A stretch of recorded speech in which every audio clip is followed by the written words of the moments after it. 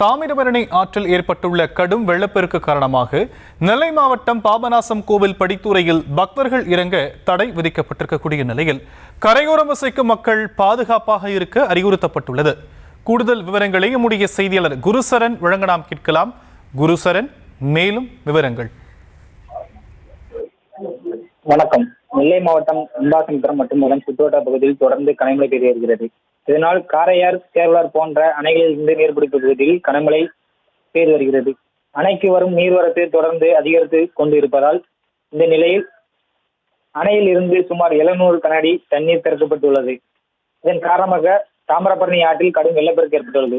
நெல்லை, தென்காசி, தூத்துக்குடி, கன்னியாகுமரி மாவட்டங்களில் கனமழை எச்சரிக்கை விடுக்கப்பட்டுள்ள நிலையில் நெல்லை மாவட்டம் நிர்வாகம் தாமிரபரணி ஆற்று பொதுமக்கள் யாரும் இறங்க வேண்டாம் எனவும் கரையோர மக்களுக்கு பாதுகாப்பாக இருக்கான இடத்தில் இருக்க வேண்டும் எனவும் எச்சரிக்கை விடுத்துள்ளது.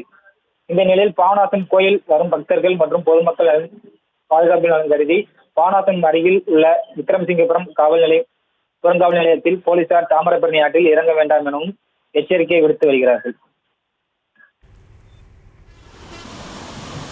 விவரங்களுக்கு நன்றி குருசரன்.